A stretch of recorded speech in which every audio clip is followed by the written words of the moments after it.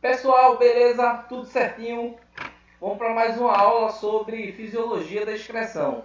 A primeira, eu abordei para vocês o que seria o processo excretório e, como conseguinte, a excreção nos invertebrados. Quais são as estruturas que nós encontramos nos invertebrados? Tranquilo? Agora, deixa eu colocar aqui para vocês o slide, tá? Para a gente começar de maneira bem objetiva o nosso conteúdo. Então, essa aula a gente vai abordar a excreção humana, as características gerais, estrutura, anatomia, tá certo? E como ocorre. Pessoal, eu coloquei para vocês algumas funções do sistema excretor, tá? Dentro dessas funções é o que a gente vai abordar no que se diz respeito às principais características. Pessoal, então, você tem aí, deixa eu colocar o piloto aqui, o ponteirinho, né? Vocês sabem que eu gosto. Então, olha lá, sistema urinário ou sistema excretor, são sinônimos. É mais utilizado o sistema urinário. Principal função, filtrar o sangue para eliminar substâncias tóxicas. A cabeça, meu corpo produz substância tóxica? Produz sim. Observe que você tem uma das principais substâncias tóxicas que o nosso corpo produz, que ele sintetiza, é a amônia. E a amônia ela é convertida em ureia pelo ciclo da ornitina, que a gente vai ver um pouco mais à frente. Você também produz uma substância pouco tóxica, mas não deixa de ter seu grau de toxicidade interessante, que é a ureia, tá certo? Então, essas substâncias elas devem ser eliminadas, oriundas de onde, cabeça? Do metabolismo citológico, metabolismo celular, tranquilo? Olha lá, excreção da urina. Então, essa urina é formada. Imagina, eu já tive a oportunidade de estar no hospital como enfermeiro, né? E uma paciente ela estava com bexigoma. O que é isso? É quando a bexiga está bem distendida e essa bexiga distendida ela causa um desconforto gigantesco. Agora, por que isso? Porque ela tinha um câncer na bexiga e estava fragmentando essa bexiga. Então, os coágulos não deixavam a urina passar. Era necessário colocar uma sondinha ali para auxiliar a passagem desse excreto, né? Desse resíduo. Então, é importantíssimo o indivíduo ele ter um padrão de urina, né, durante o dia, até mesmo porque a bexiga ela armazena em torno de 800 a 700 ml de urina, tá certo? Reabsorção de água e de sais, homeostasia, como a gente já havia comentado. Essa homeostasia está relacionada à pressão arterial, que também o sistema excretor ele auxilia junto com uma glândula importantíssima do nosso corpo, que é a suprarrenal. Tranquilo? Olha lá, controle da pressão sanguínea, como eu havia comentado, pH plasmático e osmolaridade tissular, ou seja, a questão da osmose nos tecidos, que vai garantir exatamente esse quadro dinâmico no que se diz respeito ao tecido, tá? E endócrino sintetiza a eritropoetina, que controla a produção de hemácias pela medula óssea. Tranquilo? Então, amores, desse lado aqui eu destaquei para vocês o néfron, tá? Aqui você tem o néfron. Cabeça, o que é o néfron? É a unidade morfofuncional, tá certo, do rim. Cada rim apresenta em torno de 800 a 1 milhão de néfrons. Então esses néfrons eles são responsáveis pela captação desse sangue, né? Observe que você vai encontrar estruturas bem delimitadas, estruturas que estão relacionadas à absorção, à liberação da urina, à absorção de substâncias, de água, de sais, de aminoácidos, né? Então, essa estrutura aqui, o néfron, um indivíduo que tem uma nefropatia, né, ele tem algum problema renal, ele tem algum problema relacionado aos rins, tá certo? E aqui embaixo você tem um trato o trato renal, o sistema excretor, tá certo? Você encontra dois rins, um em cada lado, tá certo? Eles filtram em torno de 180 litros de sangue por dia, 90 para cada um. Você tem a artéria e você tem a veia renal, né, que vão dar suporte, que vão promover a vascularização desses dois rins. Aqui você tem dois ureteres, ó, um para cada um. São longos tubos por onde sai a urina já formada, né, nos dois rins. Então aqui você tem a uretra, né, que fica mais embaixo, aqui a uretra, e aqui a bexiga, beleza? Então, em suma, aqui na parte superior eu tenho as suprarrenais, tá certo? Aqui dos dois lados eu tenho, cada lado eu tenho um rim, ou seja, nós temos dois rins, tá? Temos aqui a veia renal e a artéria renal. Aqui dois ureteres, bexiga e uretra. É o que é formado aí o nosso sistema urinário, tá certo? Então, vamos ver mais à frente o que eu preparei para vocês. Anatomia e funções do rim. Ó, aí você tem a estrutura renal, né? Onde ele está relacionado à filtração de sangue e reabsorção de nutrientes. Isso aí a gente já havia comentado. Aqui eu coloquei para vocês o que é que o néfron ele apresenta, quais são as partes dele, né? A cabeça é tão pequenininho, mas até ele tem sim, olha lá, ó. Vê bem, eu tenho a cápsula de Bowman, tá? Cápsula de Bowman. Nós encontramos o tubo contorcido proximal. Cabeça, porque tubo contorcido proximal? Porque está próximo à cápsula de Bowman. Simples desse jeito, tá certo? Olha lá, nós temos o tubo contorcido distal. Nós encontramos a alça de Henle, tá? E o chamado duto coletor ou tubo coletor. É a mesma coisa. Tranquilo? Ou tubo coletor. Então, do ponto de vista estrutural, cada porção dessa aí que você encontra em relação aos néfrons, você vai encontrar funções bem específicas, bem proeminentes, bem características, tá certo? Vamos lá. Ó, quanto às estruturas e funções agora do néfron, o que é que ele vai desencadear? Cada parte dele vai promover para a gente, ó. Então você tem aí a disposição do sistema excretor, né? Aqui um rim do lado direito, um rim do lado esquerdo. A forma dele é como se fosse um feijão grande, né? Interessante isso, né? Aqui, como eu havia falado para vocês, olha lá, ó, a veia renal, a artéria renal que vão vascularizar os dois rins, tá certo? Os ureteres, como eu havia comentado para você, um ureter de cada lado. Aqui você encontra um saquinho, né? Que vai comportar essa urina que está gotejando. Quando o indivíduo ele tem, exemplo, cálculo renal, né? Imagina uma pedrinha que é formada aqui, ó, normalmente nos bacinetes, e essa pedrinha ela tende a passar por dentro do ureter. Por isso que o indivíduo ele sente uma dor descendente, né? Em virtude exatamente dessas pedrinhas que são formadas. São pedras mesmo, são estruturadas. Muito provavelmente pela diminuição de ingesta de água, pelo aumento da concentração de ingesta de sais minerais que o indivíduo ele apresenta, né? Então aqui esse grande saquinho, né? Você tem aí a bexiga e dentro aqui do pênis, você pode perceber que é um pênis, você vai encontrar a uretra. A uretra no homem, ele gira em torno de 16 a 15 centímetros, tá? Na mulher, bem mais curta, gira em torno de 6 a 8 centímetros. Por isso que a mulher é mais suscetível a infecções do que o homem, né? Imagina o seguinte, existe uma bactéria que é chamada Escherichia coli. Na grande maioria dos casos de infecção urinária que a mulher apresenta, a grande maioria desses casos é da Escherichia coli, tá certo? Interessante isso. A litotripsia excretora também, que é a utilização de laser para quebra exatamente dessas pedras, né? Porque em alguns casos elas saem normalmente.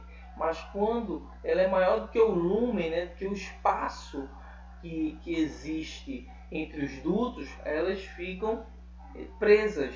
Então a dor ela é intensa, tranquilo? E na parte superior aqui que eu havia comentado para vocês, nós encontramos as suprarrenais. Supra quer dizer acima, renal de rim. Então são as glândulas que ficam acima dos rins. Beleza? Olha lá, dando continuidade aqui. Então você tem a anatomia do rim aí, maravilhoso, lindo, né? Show de bola. Você tem aqui as pirâmides renais, tá certo? As pirâmides renais. Você tem o córtex, que é a parte mais externa, tá certo? Você tem a medula. Então, os néfrons eles se localizam exatamente nessas disposições, tá certo? Aqui você tem a filtração e aqui você encontra a pelve renal, tranquilo? Você encontra a pelve renal. O rim ele promove a junção, a coleta dessa urina nessa região, tá? Da pelve renal, tá certo? E aqui ele se desprende, a urina ela se desprende ao longo do ureter.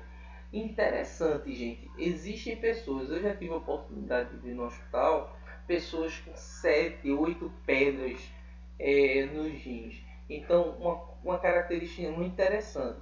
Quando existem tantas pedras nos rins, o indivíduo ele tem também alteração drástica na pressão arterial. A pressão normalmente ela tende a aumentar em virtude exatamente dessa quantidade de pedras impedindo esse fluxo e alterando o metabolismo renal, tá certo?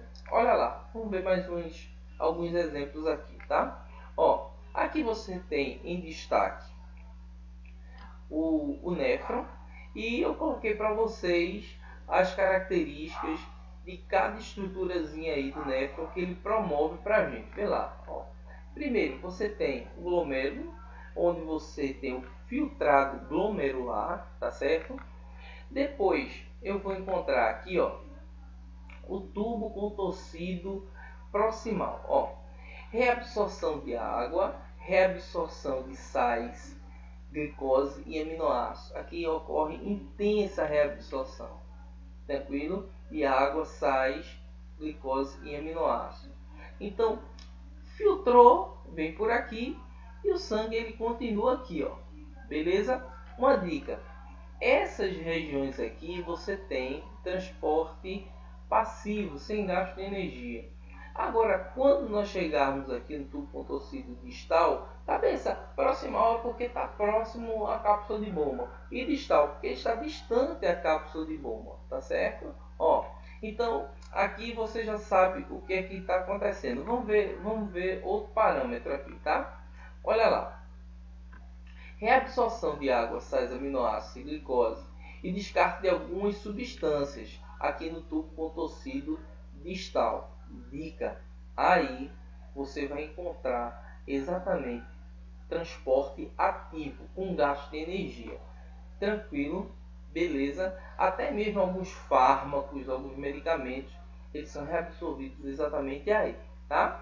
Vamos ver outro aqui, ó. Tá bem mastigadinho para vocês.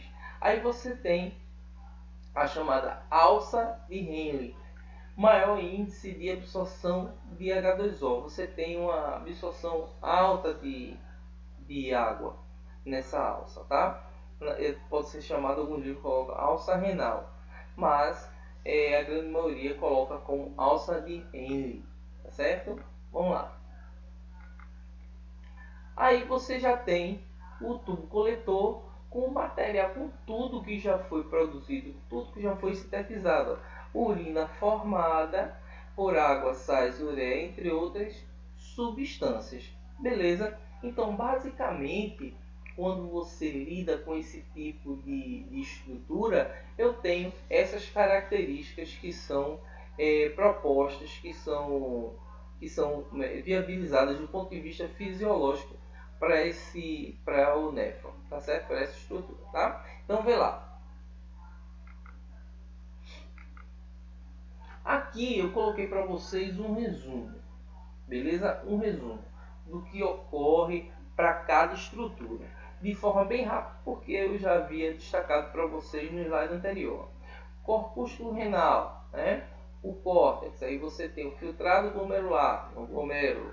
Aí você tem ureia, glicose, água, aminoácidos, vitaminas, sais. Aqui eu coloquei um dos íons que mais é absorvido, que é o sódio, ácidos graxos. Essa observação. Hemácia e proteína não passa pelo filtrado, tá certo? Imagine um indivíduo urinando sangue, o cara tá bem ou tá mal? Responder, pensa 2 segundos. Tá muito mal, né, gente? O indivíduo tá urinando sangue, ele tá com infecção gravíssima, ele tá com câncer. Das duas, uma, tá certo? Então, a cabeça, mas por que não passa? Por um motivo muito simples, porque essas moléculas elas são grandes. A célula, no caso da hemácia, ela é grande. Proteína é uma macromolécula, é formada por vários aminoácidos, como a gente viu nas nossas aulas de bioquímica. Então não passa, tranquilo? Ó, tubo contorcido proximal, reabsorção, 100% da glicose, 65% de H2O e sais, vitaminas, aminoácidos e ácidos graxos e glicerol também, tá? Alça néfrica, 20% de absorção de que, gente? E água, muita água é absorvida, aí você tem em torno de 20%. E 25% dos sais, sódio, potássio, cálcio, iodo, magnésio, todos esses são absorvidos aí. Tubo contorcido distal, secreção, aí você tem ativa, tá? De potássio, íons de hidrogênio, ácido úrico, amônia e reabsorção de água. Aqui no caso eu exemplifiquei sais, um dos principais é o sódio e hormônios, tá certo? Tranquilo. E os dutos coletores, gente, o duto coletor tem reabsorção, mas é muito baixa, tá? Então aqui você tem água, sais, hormônios, que conduz a urina produzida nos néfrons. Então isso aí é um resumo daquelas animações que a gente teve a oportunidade de ver de forma bem objetiva e clara. Beleza? Vamos lá. Vê só, aqui eu tenho processo de hemodiálise. Amores, a hemodiálise é uma situação onde o indivíduo ele tem a chamada insuficiência renal crônica. Ou seja, insuficiência renal, o indivíduo não produz urina. Ou seja, os 2 rins eles pararam. Então o que é que se faz nesse caso?